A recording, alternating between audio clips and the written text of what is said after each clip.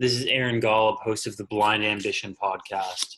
We'll be bringing you world-class leaders, entrepreneurs, and athletes, people who have overcome obstacles and used their ambition to create enormous success in their lives. If you enjoy this podcast, if you get anything out of it, the only thing I'll ever ask is that you subscribe, rate, and review. Hope you enjoy. Hi, everyone. Thank you so much for tuning in again this week. I'm joined by Dr. Hoby Wedler. Hoby, thank you so much for joining. Aaron, it's a pleasure, man. Thank you so much for the invitation. It's fun to be able to talk to you. We've got a lot in common, and I'm just totally pumped for the show, man. Thank you for the invite. Yeah, no, we connected a little while back, and last time we were supposed to record, actually, we both had a conflict, and so it worked out pretty well, and really excited to have you on today. I'd love to dive in to kind of your journey. You're completely blind, entrepreneur, chemist. Give us a little background on yourself real quick, and then we'll kind of dive deeper. Yeah, man. So I was born completely blind, no light perception or anything. And my parents had no idea before I was born, like that there was any problem with my eyes. It was not genetic. They have no idea why, but one of my eyes is tiny and they call it microphthalmia. It's just what happened. And obviously, you know this as a legally blind guy, that's got to be scary for a parent. My brother was born 2 years before me, totally sighted, totally everything's fine. And then I come along and I'm born blind. And my parents were freaked out for about 12 hours, really didn't know what to do until my mom decided to call her best friend from college. She decided, oh, I better call her and tell her my son was born and everything's good. So she calls and the best friend's husband answers. And my mom's friend hears him saying things like, oh no, oh, that's terrible. Oh gosh, I don't know what you're going to do. And of course, being a good friend and very, attentive, my mom's friend grabbed the phone. Her name's Barb, and said, what's wrong? What's happening here? And my mom had to say, yeah, my son was born, but he was born blind. And Barb's response was, oh my gosh, what a relief. After all that worry, I thought he was dead. Being blind is nothing. And I'll tell you what's funny about that is so I always tell people it's better to be blind than dead. That's my tagline.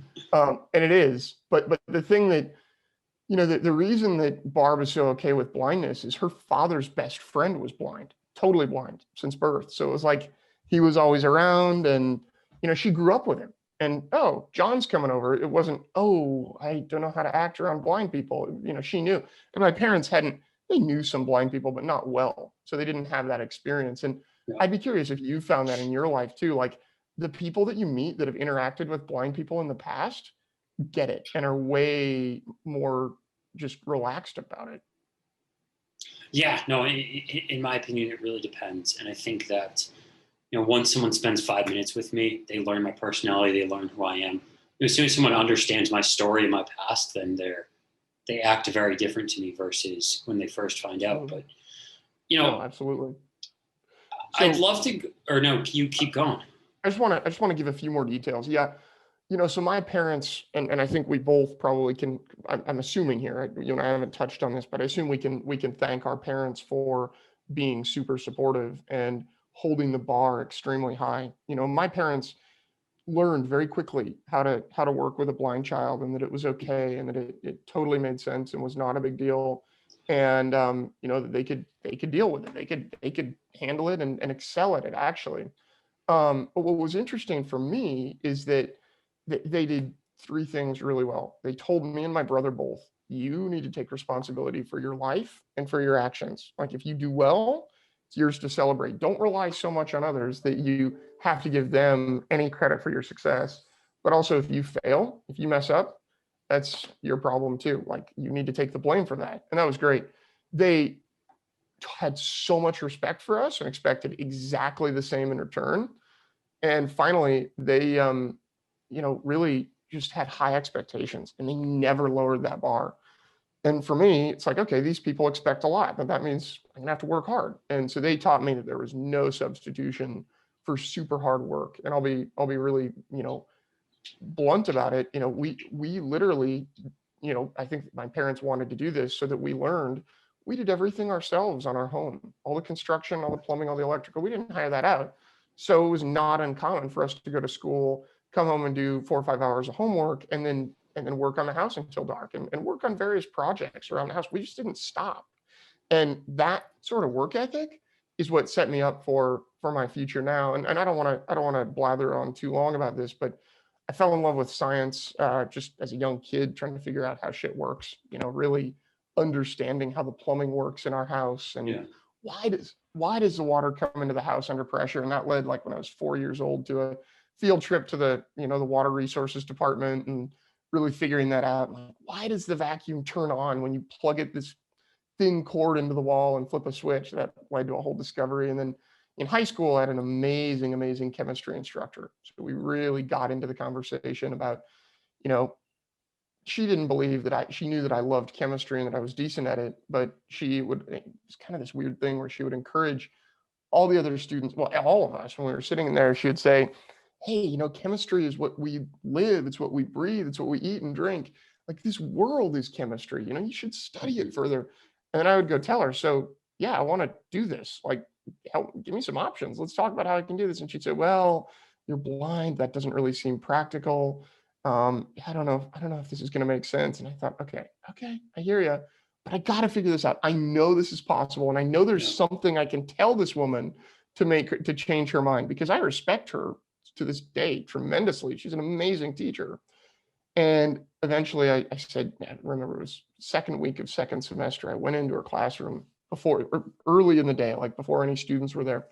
And I said, I know you say that maybe chemistry is too visual for me to study, but I got to tell you that nobody can see atoms, and chemistry really is a cerebral science.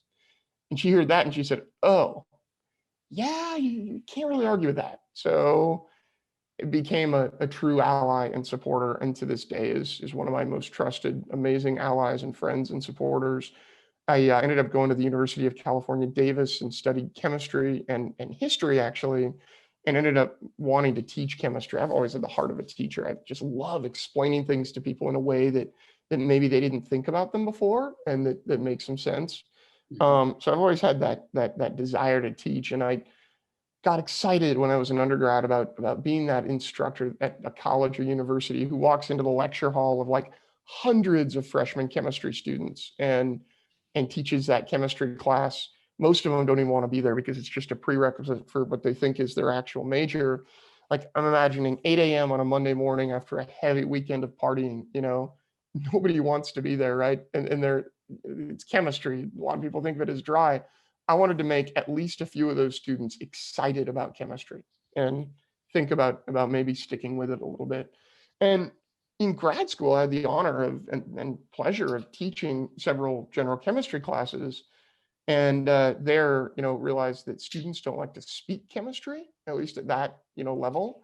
They want to see pretty pictures and point to things. And you can jive with this from your science experience. They when the instructors, they enjoy when the instructor points to things and says, okay, so you take this here and push it over there, and you take this equation right here, you get a net ionic equation. And yeah, you can totally see how we get BaSO4 solid from barium 2 plus aqueous and SO4 2 minus aqueous, and all the other stuff crosses out. Yeah, be ready for the test on Friday. It's like, what did you just do, right? So long story short, I spent, when I was actually teaching, the majority of my time paying assistants good money to, create beautiful pictures for me. And then I would memorize what was in those pictures so I could present them coherently, and students, understood me. And I realized that maybe teaching chemistry isn't exactly what I want to do. Maybe there's something else out there. So honestly, it took getting a PhD for me to realize that maybe chemistry isn't the field that I want to study as a career. And I always say, if it takes getting a PhD to realize what you don't want to do for a full-time career, either you've gone too far, or you're a Gemini like myself and you just can't make decisions worth beans. So let's dive into the whole chemistry thing to begin with. What was it like in high school, really starting with that? Once your teacher was like, yeah, let's go for this, because everyone faces that. I faced that with athletics. I think right when I was told, oh, you'll never play Division I football, you'll never be do what you want to do there. I said, well, I'm going to do it, and I'll prove to myself that I can do it. Yeah. But for me, sciences were not my strong suit. I mean, and everyone thinks differently. Whether I had vision or not, sciences probably would not have been my strong suit. But especially being blind, what was it like? Because I just can imagine it being very challenging. you know, Yeah. it's, I tell you, Aaron, and this is true with entrepreneurship, and I'm realizing as I go through life and as I'm now in business, I'm realizing this statement to be true in every single thing we do from birth to death. I truly believe that life and the life that we live is all about mindset. We can choose to do anything we want, you know?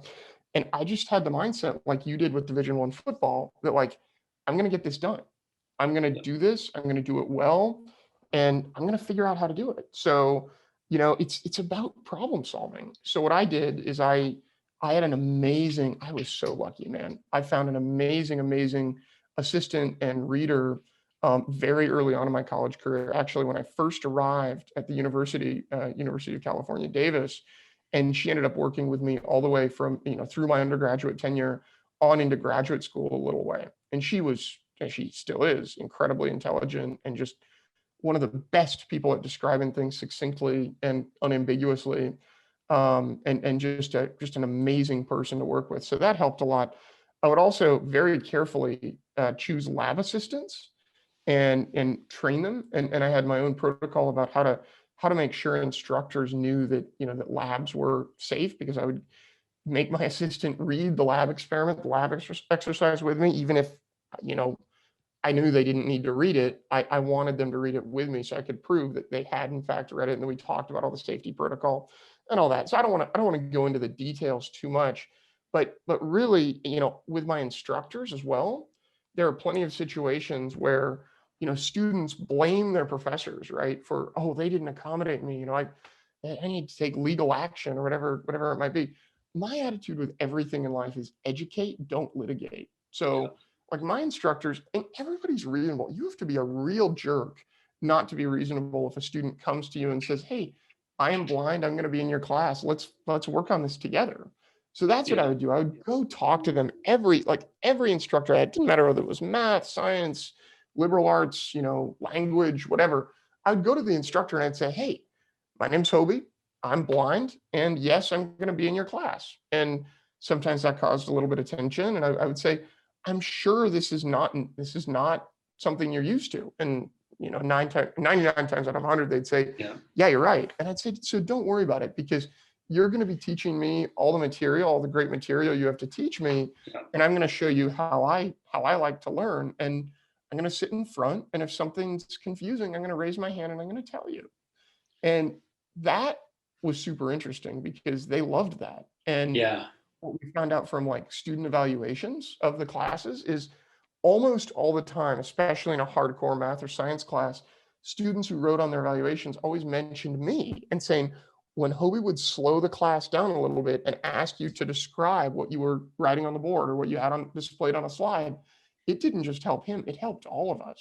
So it's funny, and that's my motto with Yeah. anything. If you're going to do one thing for one person, don't do it just for me. Let's make sure it actually helps everybody as well. Yeah. I think that's so interesting. First off, I had some very similar things. I couldn't see what was on the board, so if I had a question, Right.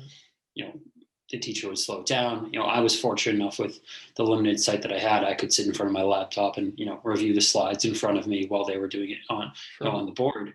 But my experience was I would always go into the classroom and say, "Oh, I'm legally blind," and your class, the same thing.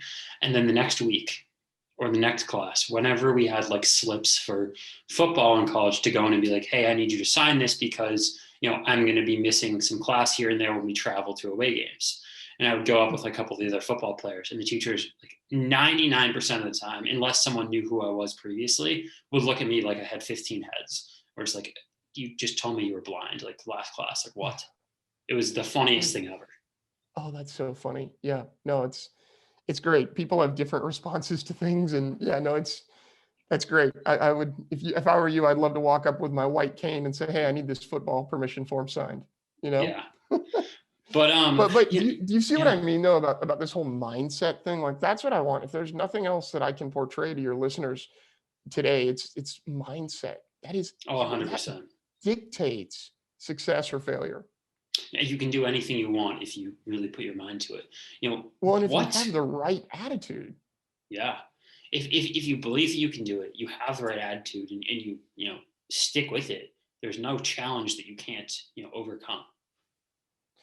Totally. And I actually just wrote, it's fun, I just wrote an article called Mindsets to Overcome Challenges and Raise Expectations. And I outline I detail 5 key mindsets that have helped me, get where we've gotten and do what we've done. And I'm actually giving that away to anyone who joins my email community over at hobywedler.com. So I hope your listeners come on over and grab that article. It's a lot of fun. Yeah, no, I will definitely make sure I mention that in the notes. But, what caused you to eventually say, I'm going to step aside from chemistry for the time being, at least, and go into entrepreneurship? And then alongside that, talk a little bit about everything you have going on now. I know that you're starting a new business. It's really interesting to me. Has to do with spices and kind of includes some of your chemistry, I'd think within that. So talk about that transition and then what you have going on with this new company. Yeah, man. I'm going to step back a little bit. Sorry, you're probably getting longer answers from me than you, than you No want. problem. It's great. But yeah, the decision to step into entrepreneurship, I think like once an entrepreneur, always an entrepreneur. We have it in our blood. It's there. If we have that sort of tick in our step, we're gonna activate it on that. And I know that you understand that as a fellow entrepreneur. Um, Super important just to follow your passion. And for me, I had actually started. So I've trained. I didn't realize that I was doing this, but I've trained my palate, my ability to smell and taste things from a very young age to be pretty strong. Um, my parents hired me to make soups, big pots of soup for them that they would put into containers and freeze, and basically take to work as their lunches. And that was like my job. That's what I did. So it was awesome. It was like, cool, I can do this. And I got really good in the kitchen, and I got good at ingredient combinations and putting things together and that sort of thing. So, I was born and raised, and now I'm back in Sonoma County in California, which some of your listeners may know is right in the heart of wine country. And growing up, I was always super fascinated with the fact that grapes were being grown virtually in my backyard and then turned into wine and sold around the world as a huge premium. So that was always really exciting to me. And my dad had made wine, just a home wine with a friend about 5 years before I was born.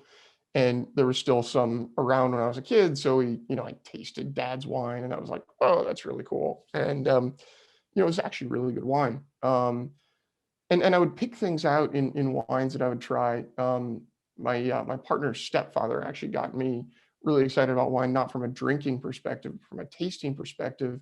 When I was finishing up high school, and my college, UC Davis, has a huge wine program. So I took a couple of classes just for fun, like an intro to winemaking and a wine appreciation class. These sorts of low. Awesome. It's fun, but like just fun undergraduate classes that are Yeah. always oversold, and the whole thing. It's just fun. I got into it. It's like, man, this is really cool. And through a friend, I actually got a call just as I was ending undergrad from Francis Ford Coppola's wine team for his wineries. He's got several wineries here in Northern California, saying, "Hey, Francis wants someone who is actually blind to host a truly blindfolded wine experience here on his property as a hospitality thing."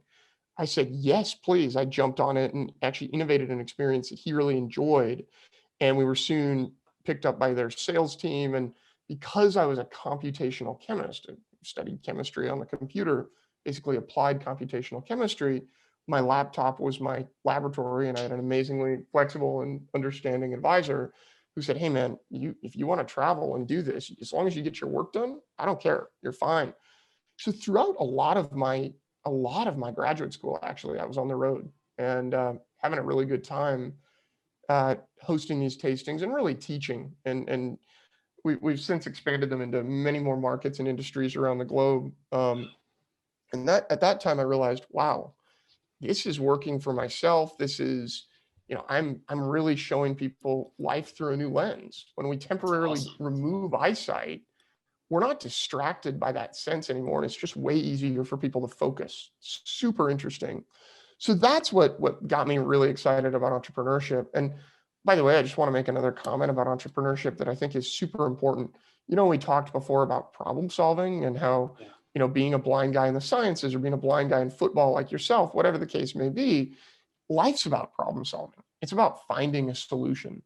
And for me, entrepreneurship is exactly that. A lot of people say, oh, it's about the money. It's, to me, yeah, it's nice to be able to pay our bills at the end of the month. And of course, we need to make something, but it's not as much about the money. It's about seeing an honest problem, Well, so putting it through what I. and here's the thing. In my opinion, when you're an entrepreneur, money has to be in the top, 3, 4, 5 things while you do it, but it can't be number one. It can never be number one. There has to be something that is higher than money. If you are a true entrepreneur, it has to be in the top 3. If it's not, probably number 3 for most people, then you're not really building your business. But there has to be something in front of it. Oh yeah. Yeah, entrepreneurship is about problem solving. It's about coming up with a really honest problem, coming up with an honest solution, and then creating a business around it. And of course, capitalism creates some really questionable problems. Like, okay, I don't want to call anyone out here, but like, is it really a big problem to carry a water bottle and a disposable bowl to feed your dog water on your walk? Or do you need to buy pre-sealed pet waters, that are portable? Like, I don't know. Some people want the pet water. And you know what? If there's a company out there, I know there is, that sells them and you can market that to people, dude, my hat is off to you. That's amazing. Oh, 100%. Solving a problem, getting people excited about that solution, and then ideally creating a business out of that solution is what I think of when I think of entrepreneurship. And that's what I like to do. Is I like to, for my clients, I had a different perspective, whether it's a tasting, whether it's food and drink product development, whether it's product design. I could tell you all day about some really fun work that I did with my company, is actually my personal brand now, Hoby Wedler Consulting, which started as SensePoint. SensePoint is still around, but it does very different work. It offers creative services in the nonprofit space primarily. But yeah, my personal brand is like what I do, and I'm very weird, so it's really hard to message what I do, because it's not like I'm a plumber, I'm an electrician. Those are the things I do. Yeah. I really add a different perspective to anyone's brand, by thinking about it, by adding diversity and inclusion, by bringing a perspective that is they're not thinking about. And whether that be in terms of product design or, training on how to interact with people with disabilities, or you name it. So I really do bring my view of the world into companies around the world. And that's why that's what I do for my personal brand. And it's a lot of fun. That's incredible. Thanks, man. Now you asked about what we're currently working on. So I'm really building out that personal brand and trying to really, really get out there on social more, and actually doing a lot with TikTok recently. That's kind of fun to build a brand there. Lots of different things that we can do. But the thing that I really have always wanted to do is run a products business. So my business partner, Justin, and I have decided, here's the problem. We are amateur chefs, do a ton of cooking, and we have not found seasonings that we like more than what we've figured out how to make at home really well and have done over the years. Mm-hmm. So we said, hey, why are we doing this at home and not telling the world about it? Let's bring these to the world and let them enjoy them along with us, and show them some of our great recipes that we've created over the years, and you name it. So that's been so fun to, and this has just been in the past like 6 months or so. We got seed funding about a month ago, and we're getting ready for launch in the next week or two. So we're really right on it, and we're launching with 2 different products. One is an essentials rub, so it's a rub with your yummy paprika, your onion, garlic, cumin, that sort of thing. Really good on grilled vegetables, pork, chicken, fish, all these things. And then we're launching one that I'm super excited about as well, called a rosemary salt. And that's going to be really cool salt that's been totally ground up with rosemary, some other herbs, lemon, garlic, all these things to create. And that's transformative. When you put that on roasted potatoes, you feel like you're in a restaurant. Coat any pork chop or steak with that and cook it, dude. It's like you're eating at a restaurant, and it's so simple. So that's awesome. Those are the products. There are going to be many more coming behind them that we need to launch with something, and we're launching. Where are they going to be sold? What's your process so far? Are you getting them into stores? Is it going to be sold online? What's the next steps? We're starting 100% e-commerce. and then we're soon going to be selling into some, starting with local retailers around where we are in Northern California, and then ideally expanding to national retailers over the next year after launch. So, I don't know the timing of this episode, if this will be around when it comes out or not, but when it does come out, where online can people find that? Those are going to be at Hoby.com. Or if you join my email community, like I said before, at HobyWedler.com, you'll be able to find, we'll definitely be talking about the build up and launching the products there. And I'll launch them on my socials as well with the website. But the name of the products is actually Hoby's, HOBY'. That's the brand name. And Aaron, I can't wait to try them. oh, no, it's going to be fun. Thank you. I can't wait for you to try them. And one of the exciting things to me is that we just made the decision, and now we're in the process of figuring out how we're going to create fully accessible packaging. So each product will have a unique texture near the top of the label and a strip of braille near the bottom of the label indicating what the product is, whether it's rosemary salt or essential seasoning or whatever. So dude, it's so exciting to start a business and create that buzz and create that opportunity. And I know for me, I don't know about you, but I'll say for me, I love living on the edge. I love the exciting but terrifying. You know, that's how we dream. There's nothing like building something of your own. I'm doing it in a lot of ways. You're doing it in a lot of ways, and it's a lot of fun. I think that your life is probably the same as mine right now. I am very busy, and that's not bad busy. It's good busy. I'm very productive. My schedule is very time blocked. I have things going on all the time, and it's because I'm building something and many things for myself, for my future, for my family that will hopefully leave a legacy. And I see the same in you. And it's I love it. It's what being an entrepreneur is. It is, man, and it's about seeing those goals and being strategic about them, but also just working hard. Sometimes we don't know, and this is something I really want to make clear to your listeners as well, is that sometimes we don't necessarily know where that entrepreneurial journey is going to take us. Sometimes it feels like we're working hard and we don't know if it's going to pay off or when it's going to pay off, or heck, even if it's going to pay off. So it's all about figuring out what is going to be the best way to success and the best way to move forward. 100%. And I was talking about this with a friend of mine earlier today that at some point I'd love to connect you to, but something like, what I'm doing, and I think what you're doing as well, is like, I'm not selling, a product or a course that I can just go out and make, $1,000 tomorrow. Everything I'm doing is a very long-term thing. Yes. I make money now, but I don't have an insane income. But, if I keep following the process and the steps, in 10 years from now, my life and your life are going to be extraordinarily different, because we're not going for that quick sale. We're going for the long-term process and product at the end. And I'm not nothing against the course guys and the marketers, that's fine, but it's just not me. I don't want to put a bunch of time into something and then have some kid, rip it off on TikTok basically. And that's happening all over. And the long-term strategy and the more traditional strategy is what's so much fun. Yeah. Very cool. Gosh, I'm so, you and I haven't really talked about our sort of work ethics and both of our mutual desires. And I'm getting the feeling that we're pretty darn similar in that space. Yeah, no, I agree. I think that this interview could go on for a long time. We've really clicked. What piece of advice would you give someone if they came to you and they ran into you, in a restaurant, in a coffee shop, whatever, and they, had 2 minutes with you and said, Hoby, what piece of advice would you give me as a young entrepreneur or a college student, whatever it may be? Yeah.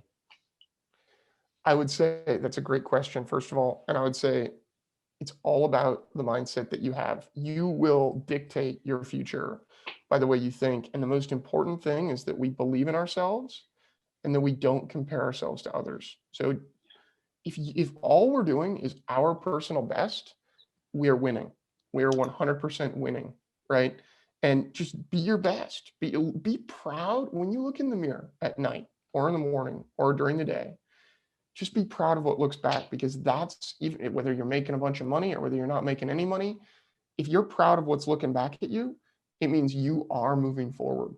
And just being positive, man, Aaron, I can't surround myself with negative people. I've just learned not to do it. And I've pushed them away from me because I can't do it. It doesn't motivate me.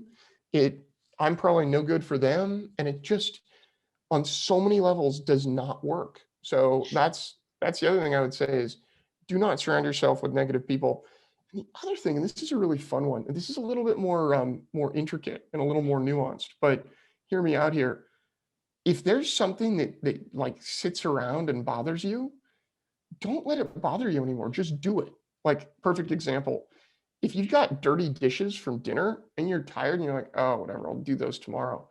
You're gonna Just get it feel a done. little you're going to feel a little sting when you wake up tomorrow and see the sink full of dirty dishes. If you just do them, that's the mindset that makes money and that runs business is like, hey, I'm going to, whatever it is, I'm just going to do it. If you're tired of your dirty car, wash it. If you have a heap of laundry on your floor, that's no good. That's just going to depress you every time you look at it. Clean it, do it. Yeah. That's it. That's awesome.